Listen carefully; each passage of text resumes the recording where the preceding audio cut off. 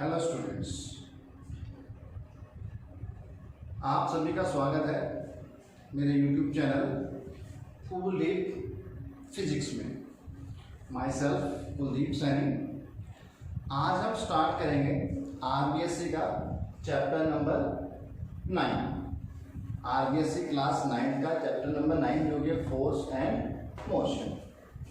तो ये चैप्टर हम स्टार्ट करेंगे फोर्स एंड मोशन। तो इस चैप्टर को स्टार्ट करते तो उसमें जो सबसे पहली हमारे पास जो टर्म आती है वो आती है स्केलर एंड वेक्टर क्वांटिटीज। तो बेटा सबसे पहले हमको ये जानना जरूरी है कि जैसे आप हायर क्लासेस में जाएंगे, 9th के बाद में 10th +1 +2 में जाएंगे, तो हमारे पास जितनी भी फिजिकल क्वांटिटीज हैं उनको हम दो कैटेगरीज में डिवाइड कर देते हैं, जो कि है एक कैटेगरी हमारे पास आती है स्केलर क्वांटिटीज की और एक कैटेगरी आती है हमारे पास वेक्टर क्वांटिटीज की। अब ये क्या है, क्या इनके बीच में डिफरेंस है, ये हम इस वीडियो के अंदर डिस्कस करेंगे। तो चलिए स्टार्ट करते हैं। सबसे पहले हम बात करते हैं स्केलर क्वांटिटीज की। तो the physical quantities which have only magnitude, ऐसी फिजिकल क्वांटिटीज जिनके अंदर आपको सिर्फ मैग्नीट्यूड बताने की जरूरत पड़ती है and need no idea of direction. मतलब ऐसी फिजिकल क्वांटिटीज जिनमें आप सिर्फ मैग्नीट्यूड बताते हो और वो क्वांटिटी कंप्लीटली डिफाइन हो जाती है, उसके अंदर आपको उसके डायरेक्शन बताने की जरूरत ना पड़े, तो ऐसी फिजिकल क्वांटिटीज को हम कहते हैं स्केलर क्वांटिटीज। इसमें हमारे पास बहुत सारे एग्जाम्पल भी हैं, जैसे हमारे पास स्पीड है, मास है, टाइम है, लेंथ है, वॉल्यूम है, डेंसिटी है, एरिया है, और भी ऐसी बहुत सारी चीजें हैं जो कि आती है स्केलर क्वांटिटीज में। अब इन क्वांटिटीज को हमने स्केलर क्यों कहा, क्योंकि इसमें हमने क्या बताया, सिर्फ मैग्नीट्यूड। अब ये मैग्नीट्यूड क्या होता है? मैग्नीट्यूड की अगर हम बात करें तो ये एक न्यूमेरिकल वैल्यू होती है जो किसी भी क्वांटिटी को डिफाइन करती है। जैसे हम एक एग्जांपल लें, आपको सपोज आपको चावल लेने के लिए आपकी मदर ने भेजा शॉप पे, और आप चावल लेने गए, आपने वहां पे चावल वाले को क्या बताते हो आप कि कितनी क्वांटिटी में आपको सामान चाहिए, चावल चाहिए, तो आपने ऐसे कह दिया 4 kg राइस, तो आपने लिखा 4 kg। तो ये जो 4, ये जो न्यूमेरिकल वैल्यू किसी भी क्वांटिटी के आगे आती है, इसको हम कहते हैं मैग्नीट्यूड। ये न्यूमेरिकल वैल्यू अपने को बताती है कि हमारे पास उस फिजिकल क्वांटिटी, जो भी फिजिकल क्वांटिटी है उसकी अमाउंट कितनी है, क्वांटिटी कितनी है। तो ये 4, 5, 6 ये जो नंबर आएगा इसको हम कहते हैं मैग्नीट्यूड। तो ऐसी फिजिकल क्वांटिटीज जिनमें आपको सिर्फ ये मैग्नीट्यूड बताना पड़े उनको हम कहते हैं स्केलर क्वांटिटीज। अब जैसे हम एग्जांपल लेते हैं यहाँ पे मास का, ठीक है, तो मास को आप सभी को पता हम केजी में मेजर करते हैं। अब कभी आपने मास के साथ डायरेक्शन सुनी है? किसी ने आपको कभी ऐसे कहा हो कि मेरे को 4 kg राइस चाहिए नॉर्थ डायरेक्शन में? नहीं सुना होगा। अगर हम बात करते हैं टाइम की, आप किसी से टाइम पूछते हो तो सिर्फ आपको मैग्नीट्यूड बताता है, 7 बजे हैं, 8 बजे हैं, 9 बजे हैं। ये जो न्यूमेरिकल वैल्यू है सिर्फ एक मैग्नीट्यूड है ना। कभी आपको किसी ने डायरेक्शन बताई टाइम के साथ? 9 बजे हैं ईस्ट डायरेक्शन में, 8 बजे हैं नॉर्थ डायरेक्शन में, ऐसा कभी नहीं होता। तो ये वो फिजिकल क्वांटिटीज है जिनमें आपको सिर्फ और सिर्फ एक मैग्नीट्यूड बताना पड़ता है, बात खत्म। इन क्वांटिटीज को हम कहते हैं स्केलर क्वांटिटीज। इसके अपोजिट हमारे पास दूसरी जो वेक्टर क्वांटिटीज आती हैं, ये जो हमारे पास क्वांटिटीज हैं, ये वो क्वांटिटीज हैं जिनमें आपको मैग्नीट्यूड के साथ साथ डायरेक्शन भी बताने की जरूरत पड़े। अगर आप इन क्वांटिटीज के अंदर डायरेक्शन नहीं बताते तो एक तरीके से ये अधूरी रह जाती है, कंप्लीटली डिफाइन नहीं होती हैं। तो हम कह सकते हैं the physical quantities which have magnitude as well as direction. ऐसी फिजिकल क्वांटिटीज जिनमें मैग्नीट्यूड और मैग्नीट्यूड के साथ डायरेक्शन भी बतानी पड़े आर कॉल्ड वेक्टर क्वांटिटीज। उन क्वांटिटीज को हम कहते हैं वेक्टर क्वांटिटीज। जैसे हमारे पास बहुत सारे एग्जांपल हैं, वेलोसिटी है, एक्सेलरेशन है, फोर्स है, डिस्प्लेसमेंट है। इसके अलावा भी बहुत सारी वेक्टर क्वांटिटीज हैं जो कि आप हायर क्लासेस में पढ़ेंगे, लेकिन फिलहाल आप इन एग्जांपल्स को याद रखें, हमारे पास कुछ वेक्टर क्वांटिटी हैं। अब इसमें हम एक फोर्स का एग्जांपल उठाते हैं, ठीक है। कैसे हम कह सकते हैं कि फोर्स बिना डायरेक्शन के इनकम्प्लीट है? तो यहाँ पे एक एग्जांपल हम लेके चलेंगे, सभी ध्यान से देखिएगा इसको। सपोज मेरे पास ये एक ब्लॉक है,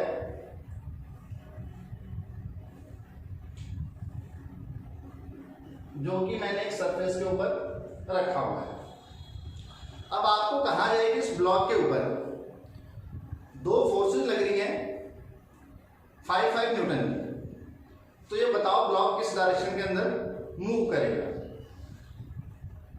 आप इस ब्लॉक को देख के और दो फोर्सेस लग रही हैं, आपको इतना बताया कि दो फोर्सेस लग रही हैं और उनका मैग्नीट्यूड बता दिया 5 न्यूटन की फोर्सेस लग रही हैं, लेकिन सिर्फ आप इतनी जानकारी से बता नहीं सकते हो कि ब्लॉक किस डायरेक्शन के अंदर मूव करेगा, क्योंकि उन फोर्सेस की डायरेक्शन इंपॉर्टेंट हो जाती है यहाँ पे। जैसे अगर मैं उन दो फोर्सेस को अगर मैं एक ही डायरेक्शन में लगा देता हूँ, ये भी 5 न्यूटन फोर्स और ये भी 5 न्यूटन फोर्स, अब अगर दोनों एक ही डायरेक्शन के अंदर फोर्सेस हैं तो आप कह सकते हो इजीली कि ये ब्लॉक हमारे पास इस डायरेक्शन के अंदर मूव करेगा।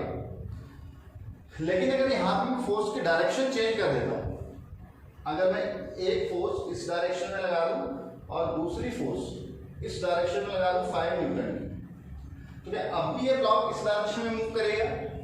नहीं करेगा। अब ये ब्लॉक रेस्ट पे रहेगा, क्योंकि दोनों तरफ से बराबर फोर्स लग रही है, जिसकी वजह से ब्लॉक रेस्ट पे रहेगा। तो यहाँ इस एग्जांपल में हम देख सकते हैं, आपको फोर्स के मैग्नीट्यूड अकेला बताने से फोर्स के बारे में कंप्लीट जानकारी नहीं मिलती है ना, तो हमको इसकी डायरेक्शन भी बतानी पड़ती है कि फोर्स किस डायरेक्शन में लग रहा है, तभी आप इसको कंप्लीटली डिफाइन कर सकते हो। तो ऐसी क्वांटिटीज जिनमें आपको डायरेक्शन भी बतानी पड़े, ऐसी क्वांटिटीज को हम कहते हैं वेक्टर क्वांटिटीज।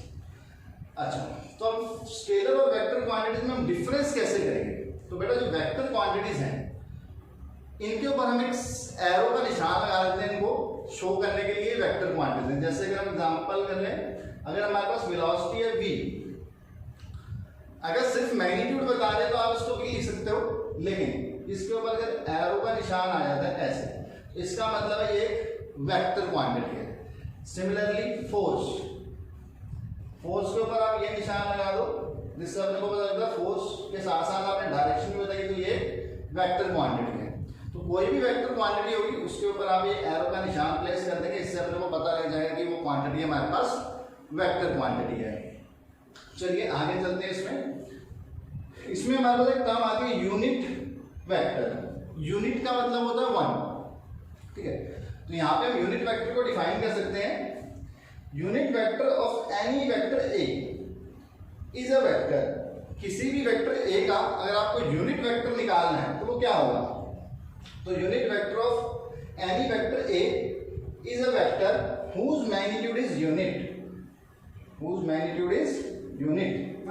ऐसा कोई भी वेक्टर जिसका मैग्नीट्यूड 1 हो, जिसका मैग्नीट्यूड 1 हो and direction is the direction of vector A vector.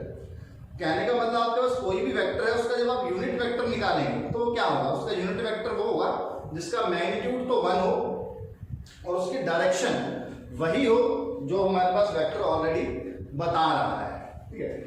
हम इस यूनिट वेक्टर को रिप्रेजेंट किस तरीके से करते हैं वो आप यहां पे चेक कर लेंगे। यूनिट वेक्टर का हमारे पास जो सिंबल है वो होता है ये।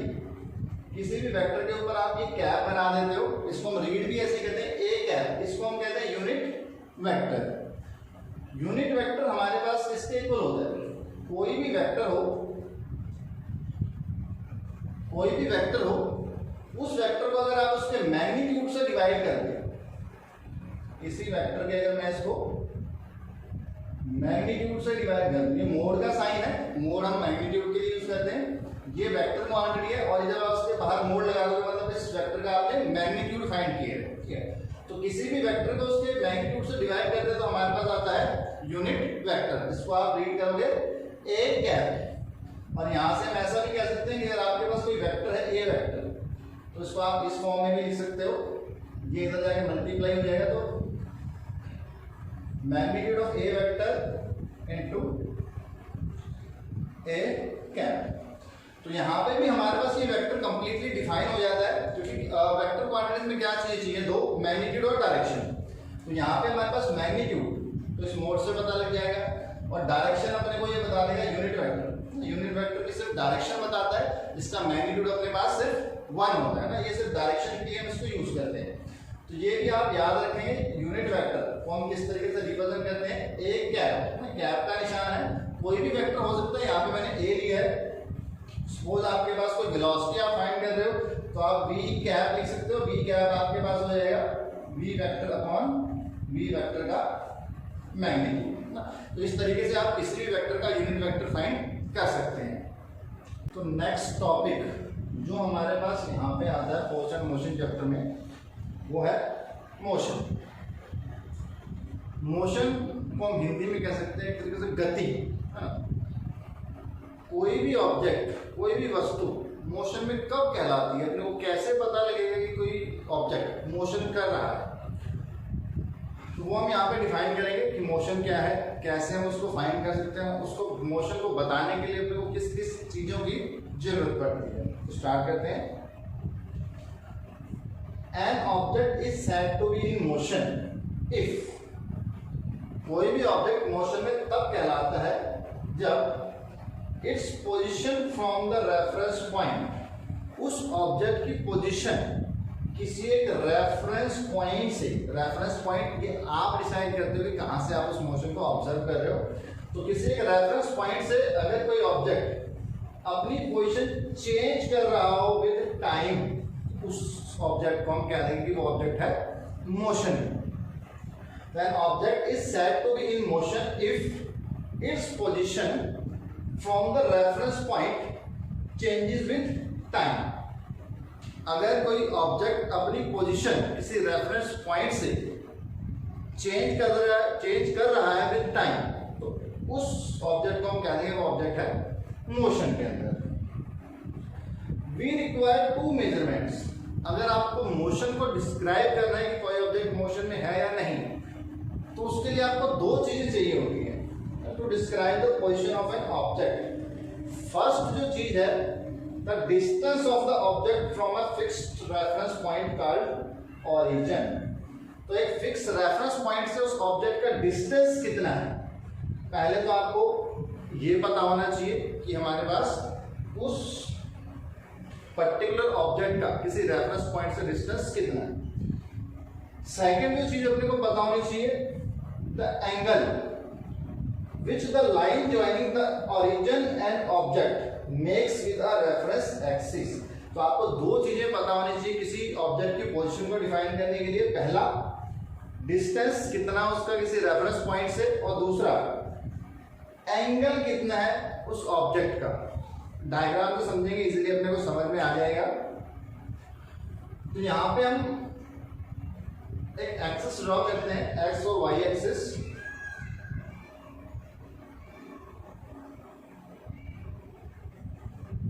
ये ग्राफ्स आप सभी ने बनाए होंगे जूनियर क्लासेस में भी। ये अपने पास एक्स एक्सिस है और ये अपने पास वाई एक्सिस है, ठीक है। अब मान लेते हैं कोई ऑब्जेक्ट यहाँ पे है, इस पॉइंट पे कोई ऑब्जेक्ट है जिसको मैंने नाम दे दिया P। तो सबसे पहली चीज जो आपको पता होनी चाहिए, ये ऑब्जेक्ट का एक डिस्टेंस कहां से, एक फिक्स पॉइंट ओरिजिन। तो जनरली हम ओरिजिन मानते हैं इस पॉइंट को, ये अपने पास होता है ओरिजिन O, ठीक है। तो एक तो इस पॉइंट की यहां से डिस्टेंस कितना है, ये डिस्टेंस आपको पता हो, एक चीज ये डिस्टेंस पता हो। दूसरा क्या है, एंगल जो कि ये बनाएगा किसके साथ, रेफरेंस एक्सिस के साथ। तो इसको अगर हम रेफरेंस एक्सिस मानते हैं तो ये वाला एंगल थीटा, ठीक है। अगर आपको ये दो चीजें पता हैं तो आप किसी भी पॉइंट की पोजीशन लोकेट कर सकते हो। जैसे हम यहाँ पे इस पॉइंट को लोकेट करना चाहें तो आपको ये डिस्टेंस पता हो, यहाँ से कितना एंगल बनाया तो आप इस पॉइंट को लोकेट कर सकते हो। अब अगर ये पॉइंट यहां से थोड़ा सा भी मूव करता है तो हमारे पास इन दोनों में से एक ना एक चीज चेंज होगी, और इनमें से अगर कोई चीज चेंज होती है तो हम कह देंगे कि वो ऑब्जेक्ट किसमें है, मोशन में है। फॉर एग्जांपल ये पॉइंट अगर मैं कहता हूं यहां के बजाय यहां पे आ गया, यहां आ गया, तो इस केस में मैं कह सकता हूं इस ऑब्जेक्ट की इस ओरिजिन पॉइंट से डिस्टेंस बढ़ गया है ना। जैसे टाइम टाइम के साथ इस पहला ऑब्जेक्ट यहाँ था, अभी यहाँ आ गया, तो इस रेफरेंस पॉइंट से अगर हम कंपेयर करें तो इसका डिस्टेंस बढ़ गया, मतलब ये ऑब्जेक्ट किस में है, मोशन में है। हम ऐसा भी कह सकते हैं कि ऑब्जेक्ट का डिस्टेंस इतना ही रहे रेफरेंस पॉइंट से, लेकिन ये एंगल चेंज कर ले, ये पॉइंट यहाँ पे आ जाए और ये मेरे पास नया एंगल बन जाए थीटा डैश। तो इस केस में अगर हम बात करें रेफरेंस पॉइंट से इसका डिस्टेंस अभी भी d है, लेकिन एंगल चेंज हो गया, तो दोनों ही केसेस में हम कह सकते हैं कि हमारे पास ऑब्जेक्ट मोशन के अंदर। और अगर सिंपल तरीके से हम बात करें, आप किसी रूम के अंदर खड़े हैं, एक पॉइंट को, एक फिक्स जगह को आप एक रेफरेंस पॉइंट मान लो,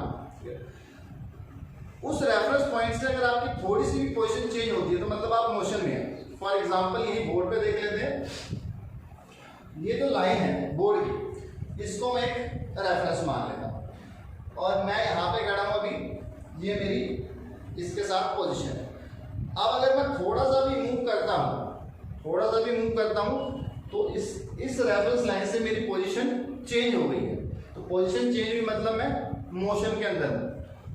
लेकिन अगर मैं एक ही जगह पे खड़ा रहूँ, ये लाइन यहाँ पे और मैं यहाँ पे खड़ा हूँ और टाइम के साथ मेरी पोजीशन चेंज नहीं हो रही है, तो मैं मोशन में नहीं हूँ, मैं किस में हूँगा, रेस्ट में। ठीक है, तो अगर कोई ऑब्जेक्ट अपनी पोजीशन चेंज करता है रिस्पेक्ट टू रेफरेंस पॉइंट तो हम कहेंगे वो ऑब्जेक्ट है मोशन में, और अगर किसी ऑब्जेक्ट की पोजीशन चेंज नहीं हो रही है respect to time with a reference point तो हम कहते हैं वो ऑब्जेक्ट है रेस्ट पे। तो ये तो हो गई हमारे पास मोशन की बात। यहाँ पे हमने लिखा हुआ motion is motion relative nature of motion, कि जो मोशन है ये हमारे पास एक रिलेटिव नेचर का होता है। इसको समझने के लिए हम एक एग्जांपल देखेंगे, उस एग्जांपल को समझ के आप इजीली बता सकते हैं कि जो मोशन है वो हमारे पास एक रिलेटिव टर्म है। चलिए चेक करते हैं।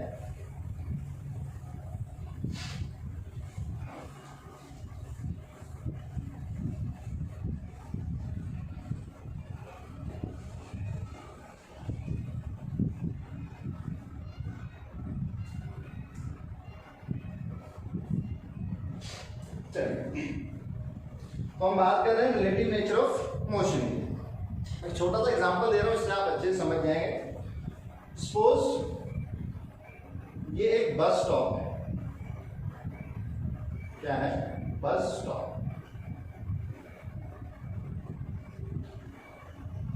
इस बस स्टॉप के आगे ये एक रोड है, इस बस स्टॉप पे यहां पे एक पर्सन खड़ा है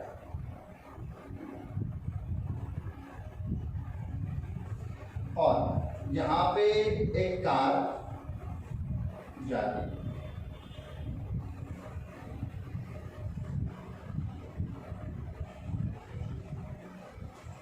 ठीक, बस स्टॉप पे एक पर्सन खड़ा हो, इस रोड के सामने से एक कार जा रही है, इस रोड के ऊपर से।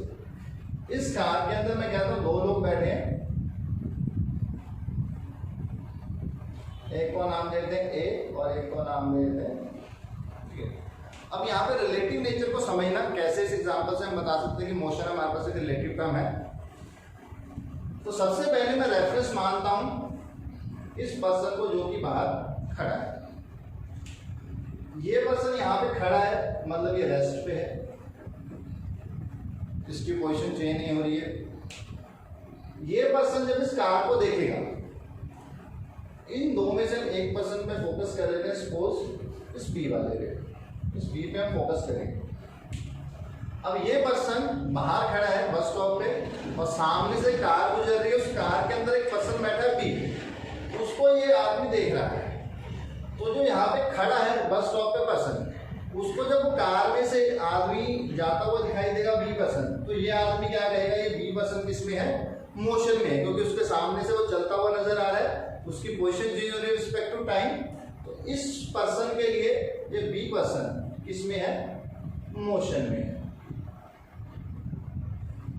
मोशन में है। अब इसी बी पर्सन के ऊपर फोकस करना है, लेकिन मैं इसको ना रेफरेंस मान के मैं रेफरेंस मानूंगा इस पर्सन को जो इस कार के अंदर ही बैठा है। अब इस कार के अंदर जो एक पर्सन बैठा है ए, अगर ये ऑब्जर्व करता है इसके मोशन को बी को, तो क्या होगा, क्या इसके लिए भी ये मोशन में है, नहीं है। कैसे कह सकते हैं? कार के अंदर ये अपनी फिक्स पोजीशन पे बैठा है, ये अपनी फिक्स पोजीशन पे बैठा है, इसके विद रिस्पेक्ट में इस पर्सन की पोजीशन चेंज नहीं हो रही है। पहले भी वो इसके पीछे उस सीट पे बैठा था, अब भी ये उसके पीछे उस सीट पे बैठा है, कहीं हिला डुला नहीं है। तो ये वाला पर्सन क्या देगा, जो मेरे पीछे पर्सन बी बैठा है वो इस पे है, रेस्ट पे है। अब पर्सन एक ही है, लेकिन जब आप उसको अलग अलग जगह से व्यू करते हो, अलग अलग जगह से ऑब्जर्व करते हो, अलग अलग रेफरेंस पॉइंट से जब आप उसको देखते हो, तो उसका मोशन अलग अलग हो सकता है। अब इस सेम पर्सन को कोई बाहर से देख रहा है तो वो कहेगा ये मोशन में है, और जो कार के अंदर बैठा है इसको ऑब्जर्व कर रहा है तो ये कहेगा ये रेस्ट पे है। तो इस एग्जांपल से हम कह सकते हैं कि जो मोशन है ये हमारे पास एक रिलेटिव नेचर का है। रिलेटिव नेचर का रिलेटिव टर्म है। मोशन को डिस्क्राइब करने के लिए आपको पर्टिकुलर एक पोजीशन चाहिए। अगर आप अपनी पोजीशन या रेफरेंस पॉइंट चेंज कर रहे हैं तो मोशन भी क्या हो जाएगा, चेंज हो जाएगा। तो यहां से हम कह सकते हैं motion is a relative term. Relative nature of motion को आप इस एग्जांपल से एक्सप्लेन कर सकते हैं।